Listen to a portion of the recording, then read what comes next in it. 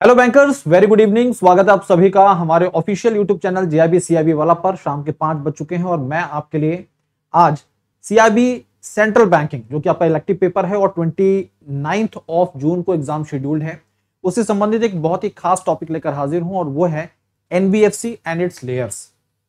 Non banking financial companies की जब हम बात करते हैं, इससे संबंधित आपके एग्जाम में क्वेश्चन जरूर बनते हैं। मॉड्यूल एफ जो है आपका सेंट्रल बैंकिंग का, उसमें आपकी पहली यूनिट पूरी एनबीएफसी से संबंधित गाइडलाइंस, रेगुलेशन एंड सुपरविजन पर ही बेस्ड है। तो क्लास की शुरुआत करते हैं बिना किसी देरी के। साथ ही साथ में आप जितने भी दोस्त साथी मित्र समय सेशन का हिस्सा बने हुए हैं, आप सभी को 28 को जो आपका बीआरबीएल का पेपर शेड्यूल है, उसके लिए शुभकामनाएं, ढेर सारी शुभकामनाएं। ऑल द बेस्ट, अच्छे से एग्जाम अटेम्प्ट करिएगा। ठीक है, तो क्लास की शुरुआत करते हैं। सबसे पहले NBFC, non banking financial companies की जब हम बात करते हैं, ये संस्थाएं होती क्या है?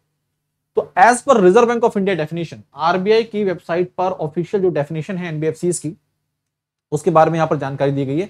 अ non banking financial company is a company registered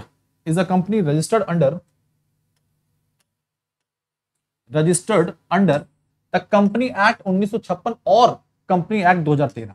in दोनों में से किसी भी एक्ट, देखिए कंपनी एक्ट 1956 पहले था, इसके बाद कंपनी एक्ट 2013 अमेंड होकर आया, तो इनमें से किसी भी एक्ट के तहत रजिस्टर्ड जो कंपनियां हैं, ठीक है जी, और पहला कंपल्शन ये होता है कि रजिस्ट्रेशन होना जरूरी है, एक रजिस्टर्ड कंपनी होनी चाहिए वो। साथ साथ में एंगेज्ड होनी चाहिए किसमें, किस टाइप के बिजनेस में? Business of loans and advances, acquisitions of shares, stocks, bonds, debentures, securities issued by government और लोकल अथॉरिटी और अदर मार्केटेबल सिक्योरिटीज एटसेट्रा। मतलब ये संस्थाएं ऐसी संस्थाएं हैं जो कि कंपनी एक्ट 1956 या फिर कंपनी एक्ट 2013 के तहत रजिस्टर्ड हो और उस बिजनेस में इन्वॉल्व हो जो कि फाइनेंशियल सेक्टर से संबंधित हो, जैसे कि business of loans and advances, acquisition of shares, stock, debentures, securities issued by government और लोकल अथॉरिटी या फिर marketable securities as their principal business. ये इनका प्रिंसिपल बिजनेस हो, याद रखिएगा, ये इनका प्रिंसिपल बिजनेस होना चाहिए। मतलब वो संस्थाएं, वो कंपनियां जिनका प्रिंसिपल बिजनेस फाइनेंशियल सेक्टर से संबंधित हो, ठीक है। But does not include any institution, ये वो संस्थाएं नहीं होंगी जिनका प्रिंसिपल बिजनेस क्या हो, एग्रीकल्चर हो, एग्रीकल्चर एक्टिविटी हो, इंडस्ट्रियल एक्टिविटी हो, परचेज और sale of any goods other than securities और providing any services and sale, purchase, construction of immovable property. यानी कि इस प्रकार की संस्थाएं, इस प्रकार के बिजनेस में इन्वॉल्व होने वाली संस्थाएं जिनका प्रिंसिपल बिजनेस ये है, वो एनबीएफसी के तौर पर कैटेगराइज नहीं की जाती। ये तो आपके रिजर्व बैंक ऑफ इंडिया के डेफिनेशन के हिसाब से, आरबीआई की वेबसाइट पर जो डेफिनेशन दी गई एनबीएफसी की, उसके हिसाब से आपको जानकारी दे दी गई है। अब जब भी हम नॉन बैंकिंग फाइनेंशियल कंपनीज की बात करते हैं, एनबीएफसी की बात करते हैं, तो यहां पर दो कैटेगरीज बांट दी जाती है। एक ऐसी एनबीएफसी जो कि नॉन डिपॉजिट टेकिंग एनबीएफसी होती है, नॉन डिपॉजिट टेकिंग एनबीएफसीज होती हैं, और वो एनबीएफसीज जो कि डिपॉजिट टेकिंग एनबीएफसीज होती है। आमतौर पर हम ये जानते और समझते हैं कि एनबीएफसीज लैंडिंग ऑपरेशंस में इन्वॉल्व होती हैं, फाइनेंशियल ऑपरेशंस में इन्वॉल्व होती हैं, डिपॉजिट नहीं लेती, लेकिन एनबीएफसीज डिपॉजिट टेकिंग एनबीएफसीज भी होती हैं, ठीक है। और ऐसी एनबीएफसीज को किसी पर्टिकुलर स्कीम के तहत ही डिपॉजिट एक्सेप्ट करने की परमिशन दी जाती है, लाइसेंस दिया जाता है, उनको एक तरह से ऑथराइज किया जाता है, किसके द्वारा? रिजर्व बैंक ऑफ इंडिया के द्वारा। और ऐसी एनबीएफसीज को हम रेजिडुअरी एनबीएफसीज का नाम देते हैं। क्या बोलते हैं? आरएनबीसी बोलते हैं, आरएनबीएससी बोलते हैं। क्या बोलते हैं? रेजिडुअरी नॉन बैंकिंग कंपनीज का नाम देते हैं। तो उसी के बारे में जानकारी दी गई। A non banking institution which is a company and has a principal business of receiving deposits under any scheme, receiving deposit under any scheme और arrangement in one lump sum और in installment by way of contribution or in any other manner is also a non-banking financial company but residuary non-banking company के तौर पर जानी जाती है, ठीक है। तो ये तो होगी आपकी एनबीएफसी की डेफिनेशन। अभी कुछ और भी बातें हैं जिन्हें जानना और समझना जरूरी है। They are authorise to finance, देखिए इन एनबीएफसी को ऑथोराइज किया गया होता है आरबीआई के द्वारा फाइनेंस के लिए किन एक्टिविटीज में? Those activities that are linked to scheme and carry out the related financial operations that facilitate the successful realization of objective of this scheme। यानी कि इन संस्थाओं को ऑथराइज किया जाता है फाइनेंस, यानी कि लोन प्रोवाइड करना या एडवांस प्रोवाइड करने से संबंधित किसी पर्टिकुलर स्कीम के तहत या अरेंजमेंट के तहत और ऐसी स्कीम के तहत सफलतापूर्वक जो ऑब्जेक्टिव्स स्थापित किए गए हैं उन ऑब्जेक्टिव्स को अचीव करने के लिए काम करती हैं मार्केट में।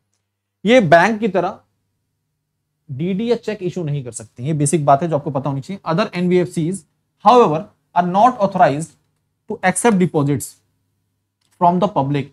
ऐसी एनबीएफसी को क्या बोलेंगे हम, इन्हें बोलते हैं नॉन डिपॉजिट टेकिंग एनबीएफसीज, इन्हें बोलते हैं एनबीएफसी एनडी।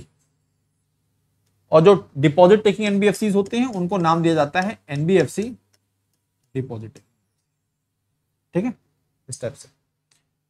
तो other NBFCs however are not authorised to accept deposit from the public nor they can act as cheque और ड्राफ्ट इशूइंग अथॉरिटी। ये ना चेक इशू कर सकती हैं ना फिर डीडी इशू कर सकती है। ठीक है, अब यहां पर यह जानना जरूरी है कि किसी भी कंपनी को एनबीएफसी का रजिस्ट्रेशन या लाइसेंस कैसे मिलता है, किन कंडीशन पे मिलता है। ये बहुत ही खास बात है, ये बहुत ही खास बात है जो आपको पता होनी चाहिए। तो conditions for companies to registered as NBFC with Reserve Bank of India. RBI के द्वारा कौन सी कंपनियां, किस टाइप की कंपनीज को एनबीएफसी का लाइसेंस दिया जाना चाहिए या दिया जाता है, इसकी कुछ गाइडलाइंस है, ये समझना जरूरी है।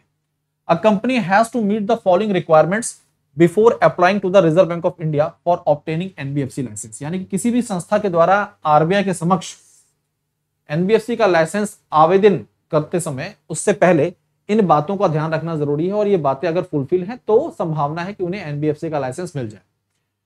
पहली चीज तो है, it should be a company incorporated under section 3 of company act 1956 या फिर corresponding section under the company act 2013। ये दो एक्ट के बारे में हम पहले ही बात कर चुके हैं। जो कंपनी है वो इनकॉर्पोरेटेड हो या फिर रजिस्टर्ड हो, इन एक्ट के तहत कौन से सेक्शन में, सेक्शन 3 में।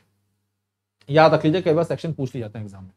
दूसरी बात, जो इनका मिनिमम कैपिटल या फिर नेट ओन फंड है, नेट ओन फंड है as per updated guidelines, requirement क्या है वो 10 करोड़ का है। कितने का है, 10 करोड़ का है।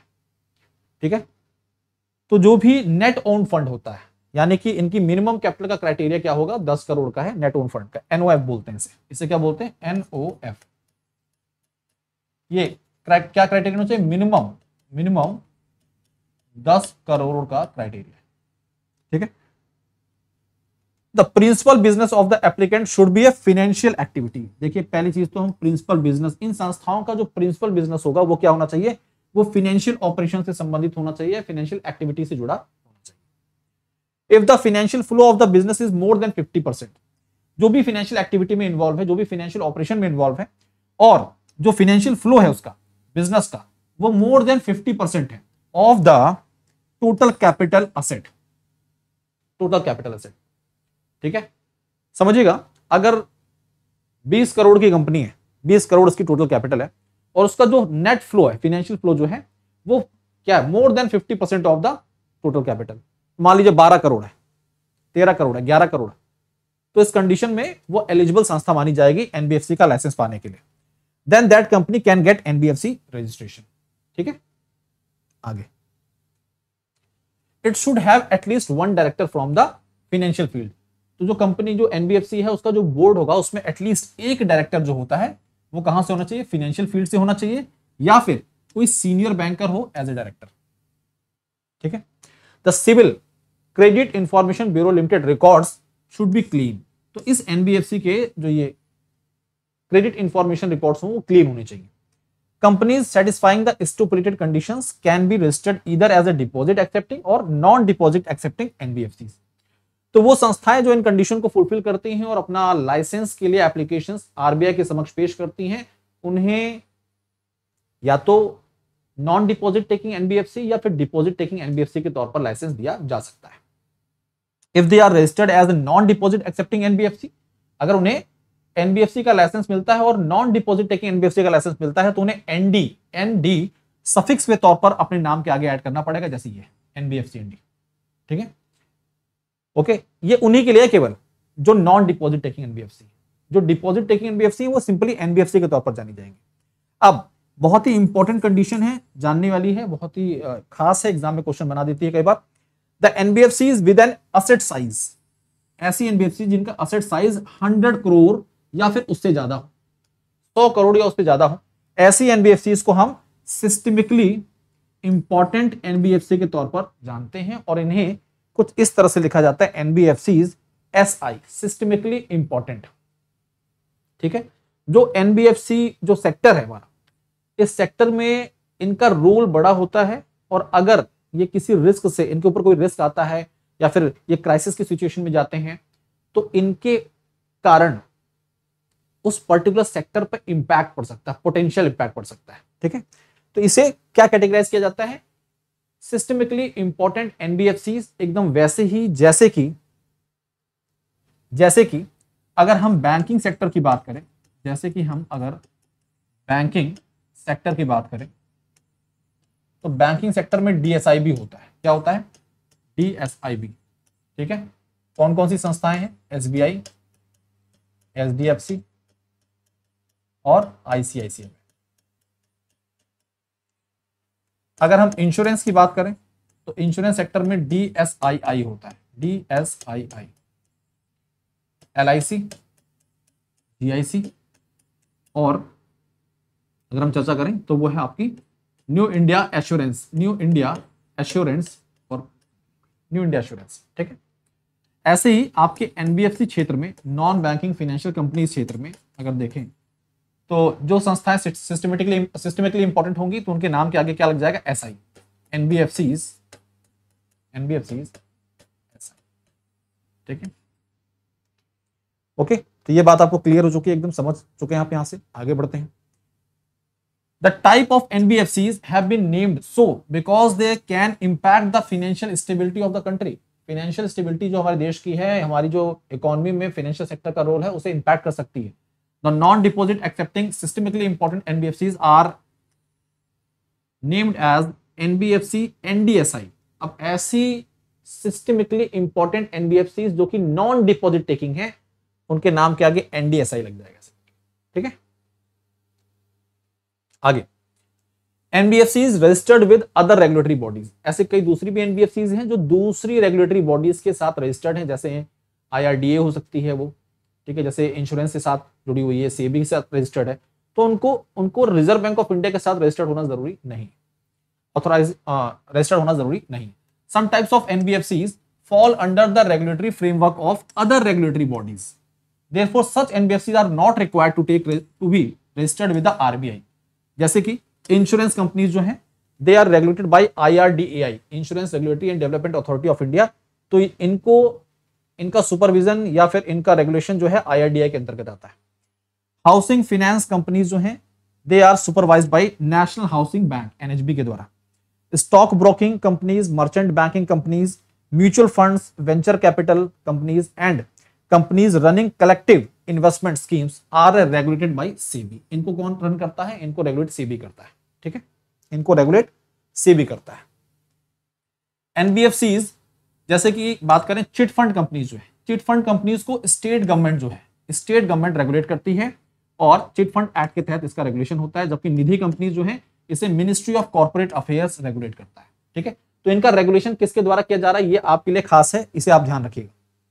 आगे रेगुलेशन एंड सुपरविजन की बात करें तो reserve Bank of India act 1934 के अंतर्गत सेक्शन 45 जो है इसके चैप्टर 3B के तहत एनबीएफसीज के रेगुलेशन और एनबीएफसीज को डायरेक्शन इशू करने की जो अथॉरिटी है वो आरबीआई के पास दी गई है। इसके बारे में आरबीआई एक्ट 1934 के तहत जानकारी दी गई। तो चैप्टर 3B में ज्यादा जानकारी दी गई है एनबीएफसी के रेगुलेशन और लाइसेंसी से संबंधित। ठीक है, तो under the regulatory provision content under chapter 3B of which act, RBI act, reserve Bank of India act 1934। इसके अलावा कुछ बातें जो हैं सी के अंतर्गत दी गई, चैप्टर सी में भी दी गई हैं और चैप्टर 5 में दी गई। चैप्टर 5 में आमतौर पर पेनल्टी से संबंधित जानकारी दी गई, भाई अगर कंप्लायंस फुलफिल नहीं हो रहे या फिर जो गाइडलाइंस है फुलफिल नहीं हो रही है तो आपके ऊपर पेनल्टी इंपोज की जा सकती है। Deposit taking NBFCs and systemically important non deposit taking NBFCs जो है are subjected to greater degree of regulation and supervision. तो ये जो एनबीएफसीज हैं इन पर ज्यादा रेगुलेशन एंड सुपरविजन लगाया जाता है। अब the focus of regulation and supervision on NBFC is three fold मतलब आपको आपके एग्जाम में यही क्वेश्चन पूछा जा सकता है और पूछा जा चुका है कि भाई जो फोकस होता है रेगुलेशन एंड सुपरविजन का एनबीएफसीज पर वो कितने स्टेप्स में देखा जाता है। तो पहले तो डिपॉजिटर प्रोटेक्शन जरूरी है, कंज्यूमर प्रोटेक्शन जरूरी है और फाइनेंशियल स्टेबिलिटी को मेंटेन करना जरूरी है। ये याद रखिएगा, तीनों स्टेप आपको याद रखने हैं, ठीक है। अब बात करते हैं हम लेयर्स की। अब आरबीआई का रोल यहां पर मेंशन किया गया। Reserve Bank has also been empowered under RBI 1934 to take punitive actions against NBFCs which includes cancellation of certification of registration, issue of orders of prohibition from accepting deposits, filing criminal cases, winding up of petitions under provisions of company act if the situations so warrants. कहने का मतलब है ये सारे conditions जो है RBI के power के तहत आती हैं और आरबीआई किसी भी एनबीएफसी पर इस प्रकार की पाबंदी लगा सकता है अगर एनबीएफसी नियमों का पालन नहीं कर रहा है तो। और पेनल्टी के बारे में चैप्टर 5 के तहत जानकारी दी गई है आरबीआई एक्ट 1934 में।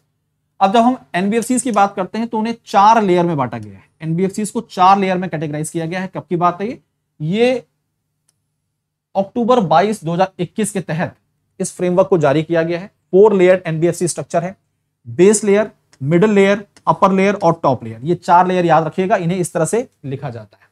अब क्या कंडीशन है, देखिए सबसे पहले बेस लेयर आता है और ऐसी एनबीएफसीज जिनका असेट साइज 1000 करोड़ से कम है, बिलो देन 1000 करोड़ रुपीज। ऐसे एनबीएफसीज जो कि नॉन डिपॉजिट टेकिंग एनबीएफसीज हैं, ऐसी एनबीएफसीज जो कि नॉन डिपॉजिट टेकिंग एनबीएफसी यानी कि एनबीएफसी एनडीज जिनका असेट साइज जो है वो 1000 करोड़ से कम है, and certain other NBFCs engaged in specific activities, जैसे मॉर्टगेज से संबंधित हो गई, इंफ्रास्ट्रक्चर एनबीएफसीज हो गई, उनकी बात की जा रही है। तो इन्हें क्या बोलते हैं, बेस लेयर में 1000 करोड़ या 1000 करोड़ से ज्यादा एनबीएफसी एनडी हो चाहे एनबीएफसी डिपॉजिट टेकिंग एनबीएफसीज हो, इनको हम मिडल लेयर में रखते हैं। देखिए mainly includes all deposit taking NBFCs and non deposit taking NBFCs with asset size 1000 crore and above and some specialised NBFCs. Upper layer में अगर हम बात करें तो ये रिजर्व बैंक ऑफ इंडिया के परव्यू में आता है कि किन एनबीएफसीज को, सर्टेन एनबीएफसीज जिनको रिजर्व बैंक ऑफ इंडिया के द्वारा इस लेयर में रखा जाता है, जो हमारे फाइनेंशियल सेक्टर के पॉइंट ऑफ व्यू से काफी ज्यादा खास है। will comprise of certain NBFCs specifically identified by RBI based on set of कुछ पैरामीटर्स होते हैं और साथ साथ में स्कोरिंग मेथोलॉजीज होती है जिनके आधार पर उन्हें इस कैटेगरी के अंतर्गत रखा जाता है। टॉप लेयर एनबीएफसीज होती है फोर्थ। टॉप लेयर एनबीएफसीज की जब भी हम बात करते हैं तो ये एम्प्टी है और आने वाले समय में इसमें कुछ एनबीएफसीज को रखा जा सकता है किस आधार पर कि उनका क्या इंपॉर्टेंस है हमारे फाइनेंशियल सेक्टर में और साथ साथ में वो कितना सिस्टमिकली इंपॉर्टेंट है। ठीक है, तो अपर लेयर से यहां पर प्रमोट किया जाएगा poses systemic risk and needs to be subjected to the higher and bespoke regulatory supervisory requirements. These guidelines would be effective from अक्टूबर 1 2022 से। ये गाइडलाइंस कब से इफेक्टिव हुई हैं? 1 अक्टूबर 2022 से। सारी बातें बहुत खास है। अब आपके लिए बहुत ही जबरदस्त ऑफर की शुरुआत हो चुकी है मंथ एंड सेल के तहत। आज से 26 से 30 जून तक आपको सभी लाइव बैचेस और महापैक पर 60% का ऑफ मिल रहा है। साथ साथ में अगर आप कोड यूज करते हैं मंथ हेड तो आपको एक्स्ट्रा 10% का डिस्काउंट भी मिल जाता है, जिसके तहत आपका सीआईबी महापैक जो है मात्र 3199 में 6 मंथ का, 4699 में 12 मंथ और 24 मंथ 6699 में अवेलेबल है। सीआईबी महापैक वन स्टॉप सॉल्यूशन, जिसके तहत आपको 15 के करीब बैचेस का एक्सेस मिल जाता है, डीपीपीज, क्विजेस और मॉक टेस्ट भी अवेल कराए जाते हैं। सबसे जबरदस्त कॉम्बो है जीआईबी सीआईबी महापैक। जो नए बैंकर्स हैं और जो पुराने बैंकर्स हैं इन्होंने अभी जीआईबी सीआईबी नहीं दिया है, उनके लिए बहुत ही इफेक्टिव है। 2 वैलिडिटीज में है, 12 मंथ 5.99 एंड 24 मंथ 7.199। तो बहुत ही जबरदस्त ये कॉम्बो है। सीआईबी फाउंडेशन बैच जो है मात्र 2399 में आपके लिए उपलब्ध है 2.0। ठीक है, इसके अलावा आप सीआईबी जो इलेक्टिव पेपर्स हैं वो अवेल कर सकते हैं 899 में आप अवेल कर सकते हैं इलेक्टिव पेपर्स, और इंडिविजुअल जो हमारे पेपर्स हैं जैसे 699 में रिस्क मैनेजमेंट का पेपर आप अवेल कर सकते हैं। ऑफर प्राइस जो आपकी 699 की है फाउंडेशन कोर्स की, इंडिविजुअल बैचेस की फाउंडेशन कोर्स की जो ऑफर प्राइस है वो क्या है आपकी मात्र 699 699। ठीक है, 699 कॉस्ट है उसकी। ये मेरा टेलीग्राम चैनल है जैव_कैब बाय भास्कर सर, आप इसके साथ अपने आप को जोड़ लीजिए और 28 तारीख को शाम को 5:30 बजे अपने आप को जरूर जोड़ें CIB central banking elective paper की क्लास में। तो आज के लिए अभी के लिए इतना ही। धन्यवाद। Wish you all the best BRBL के लिए और आगे आने वाले पेपर्स के लिए। Thank you.